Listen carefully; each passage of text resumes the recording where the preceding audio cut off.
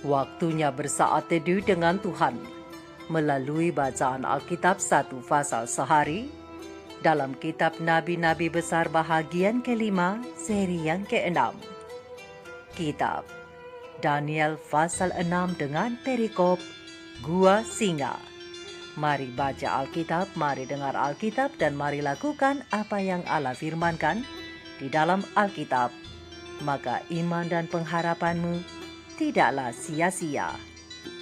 Tuhan Yesus Allah Putra, Alfa dan Omega memberkati, dan Allah Roh Kudus akan menuntun untuk memahami. Salam kasih dan doa dari Rumah Produksi Endang Silitonga Tanjung. Bible Audio Ministry. Mari memulainya dengan doa dalam hati.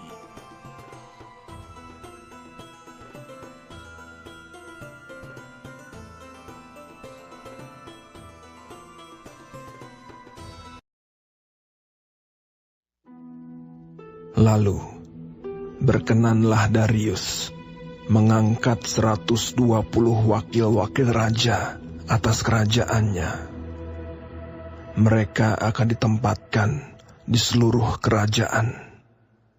Membawahi mereka, diangkat pula 3 pejabat tinggi, dan Daniel adalah salah satu dari ketiga orang itu.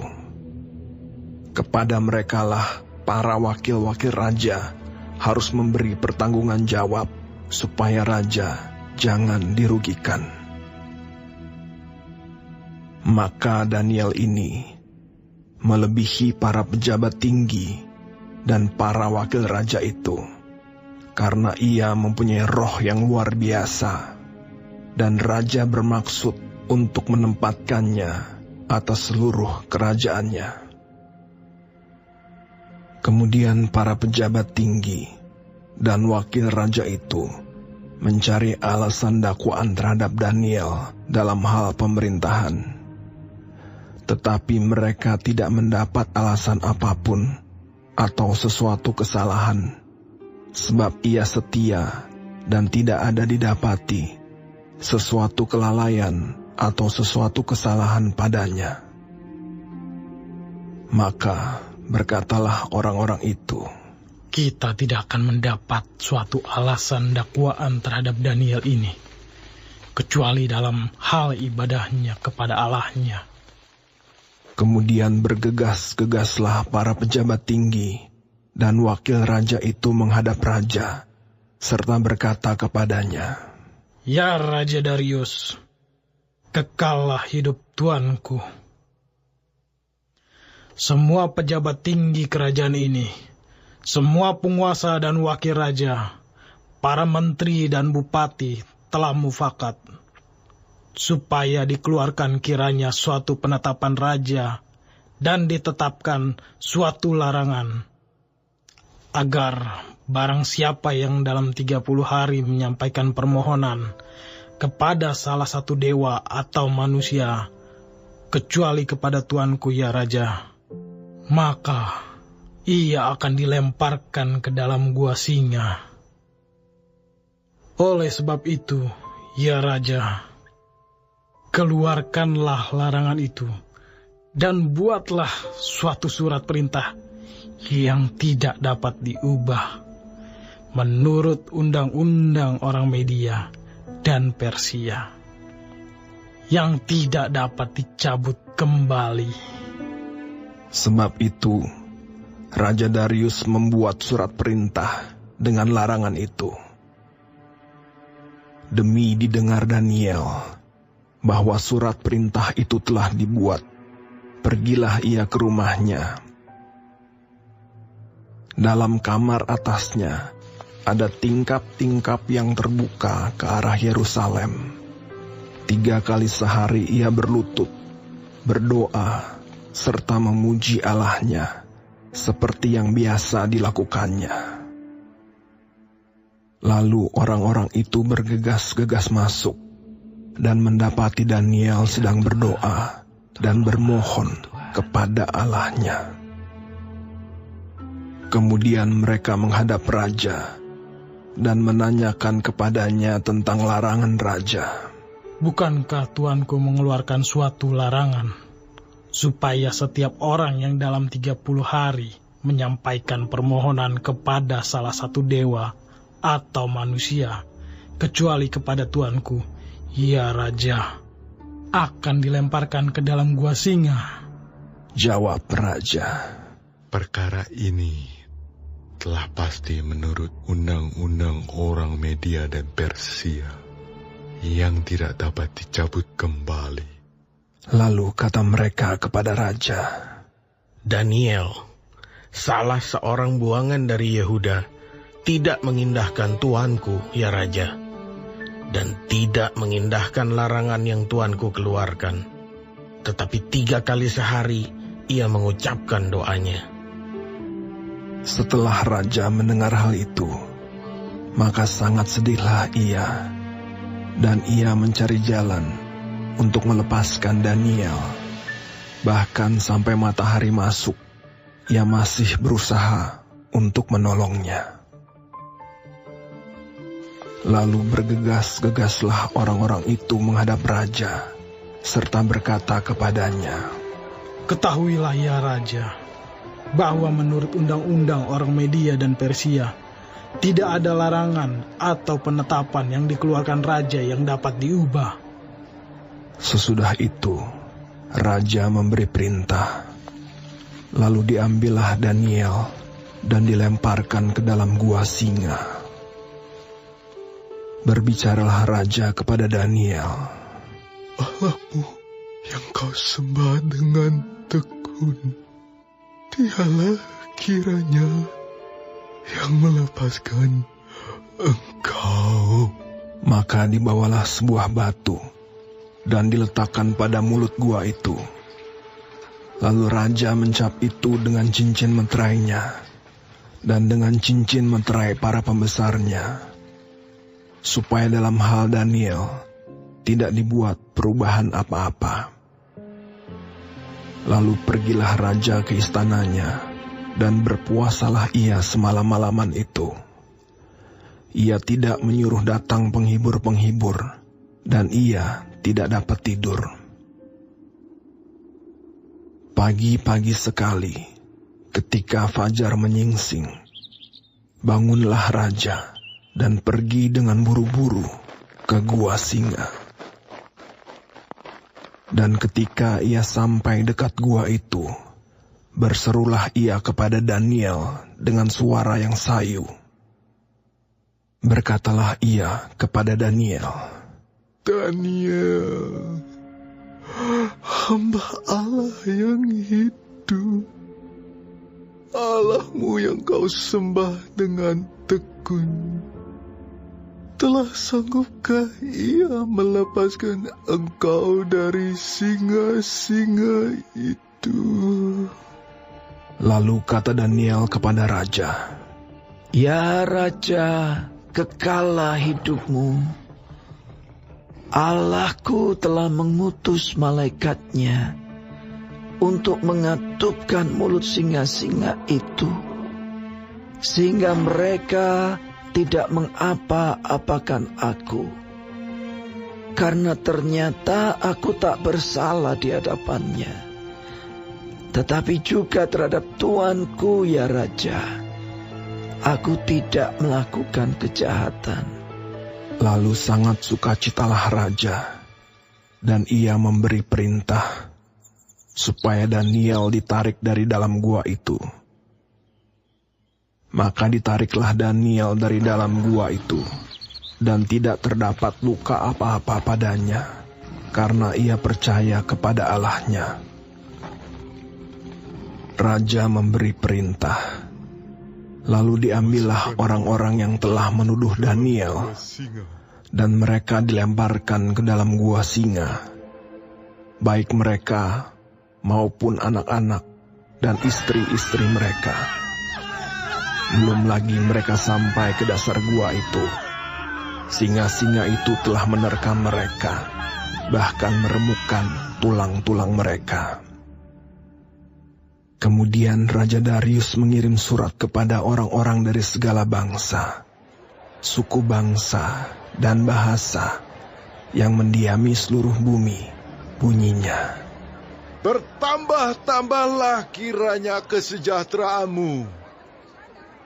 Bersama ini ku berikan perintah bahwa di seluruh kerajaan yang kukuasai, orang harus takut dan gentar kepada Allahnya Daniel. Sebab dialah Allah yang hidup, yang kekal untuk selama-lamanya. Pemerintahannya tidak akan binasa, dan kekuasaannya tidak akan berakhir. Dia melepaskan dan menolong, dan mengadakan tanda dan mujizat di langit dan di bumi.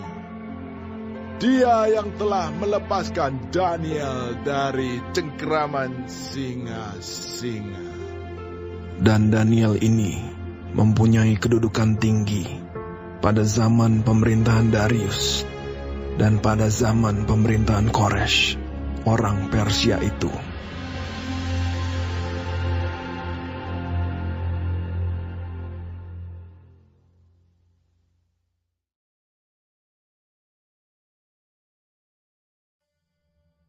Kita telah menyelesaikan bacaan Alkitab 1 pasal sehari dalam kitab Daniel pasal yang ke-6. Sedikit perenungan melalui pasal ini tentang pelajaran dari Gua Singa berdasarkan ayat panduan perenungan terang besar Alkitab Daniel pasal 6 ayat yang ke-7 dengan bunyi nas.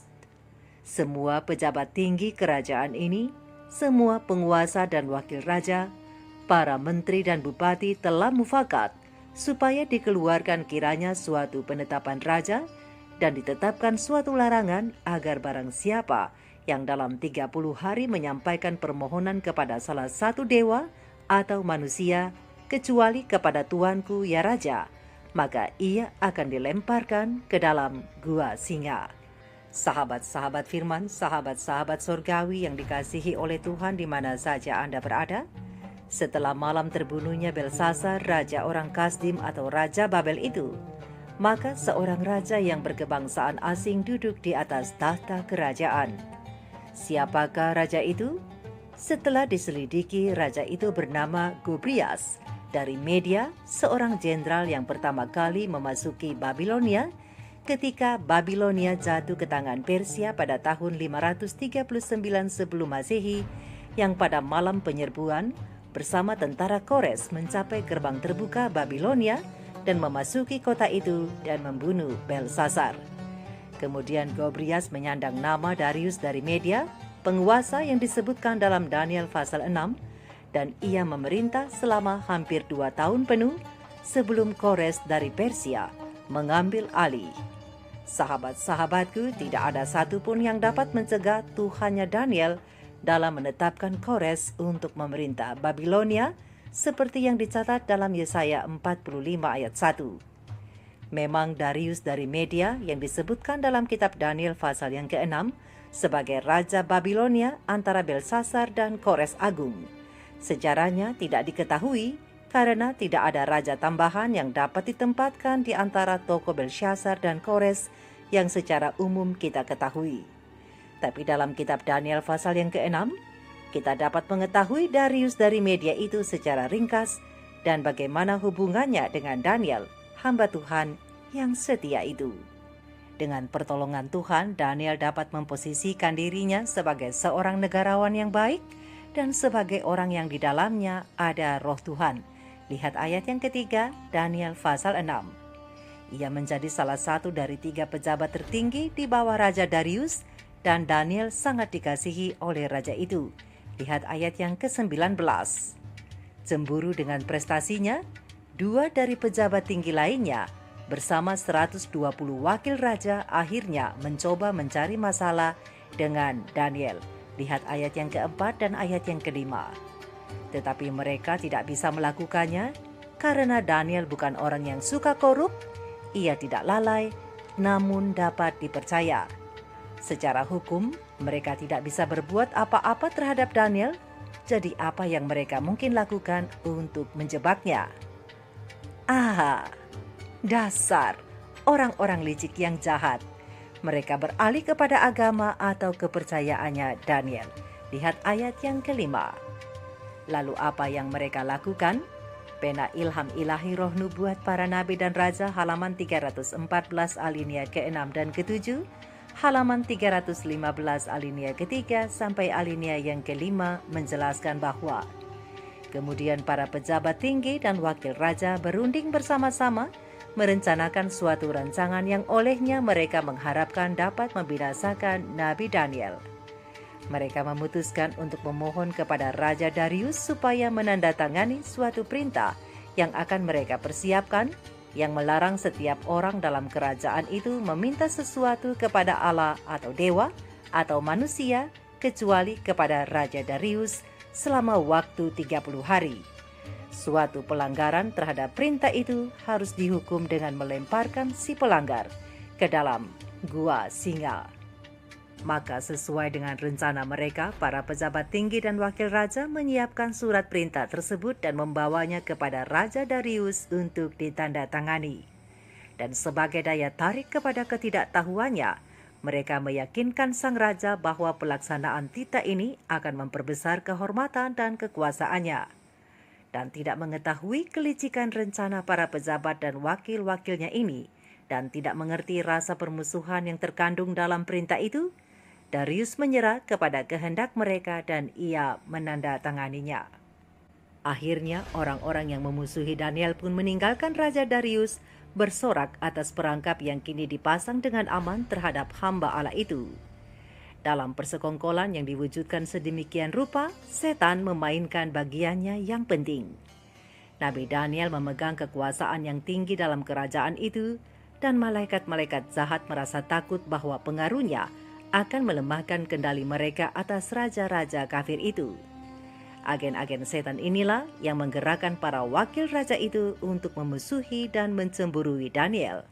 Dan merekalah yang mengilhami rencana membinasakan Daniel.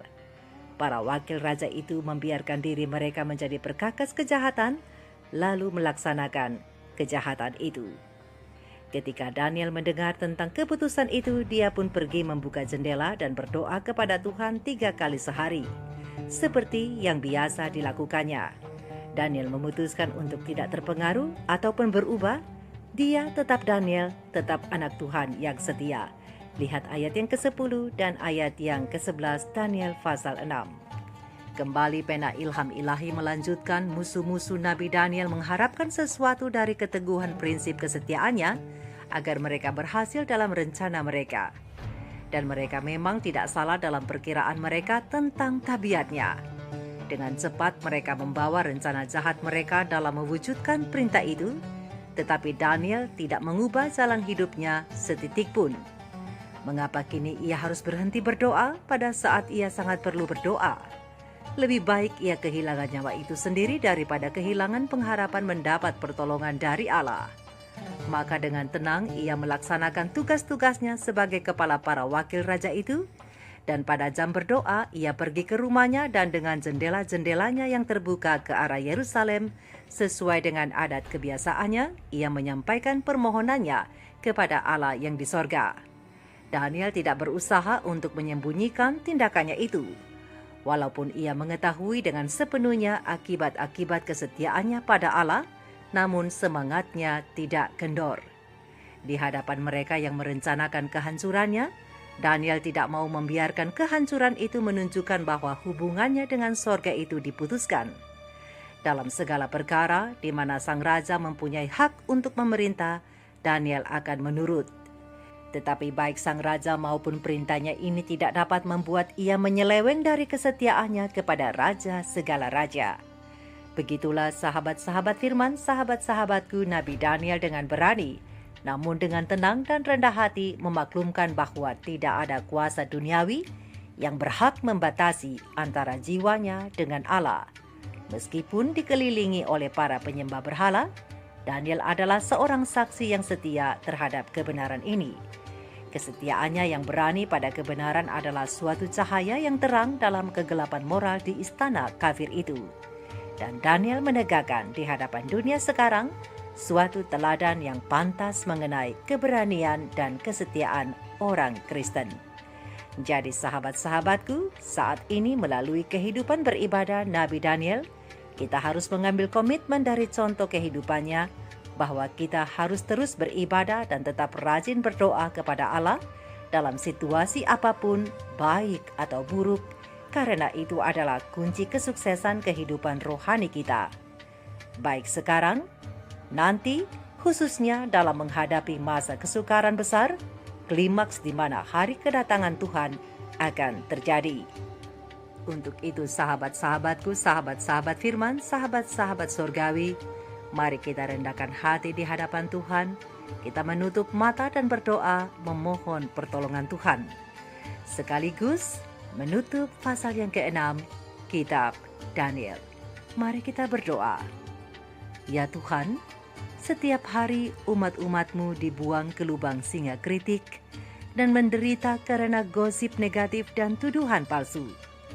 Selamatkanlah dan lindungilah Daniel dan Daniel Wati ini, khususnya nanti pada masa kesukaran besar, di mana kami harus berdiri dan tetap setia mempertahankan kebenaran dan berpegang teguh pada perintah-perintah-Mu. Ya Tuhan, tolonglah kami untuk menjadi seperti Daniel yang tetap berdiri di atas kebenaran walaupun apa yang terjadi. Dalam nama-Mu yang kudus, kami berdoa. Amin. Mari kita renungkan ini bersama. Tuhan Yesus memberkati. Maranatha. Shalom.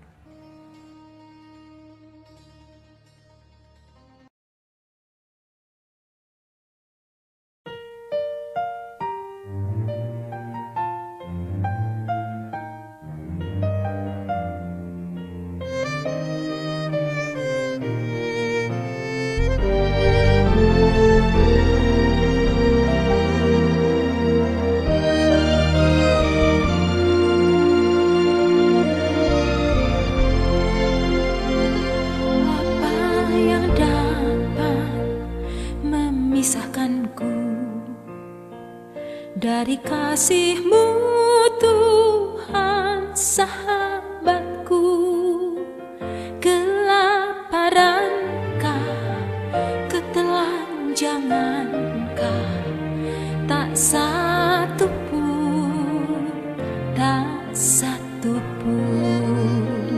apa yang dapat memisahkanku dari kasih-Mu Tuhan sahabatku. Aniayakah, penderitaanKah, tak satu pun,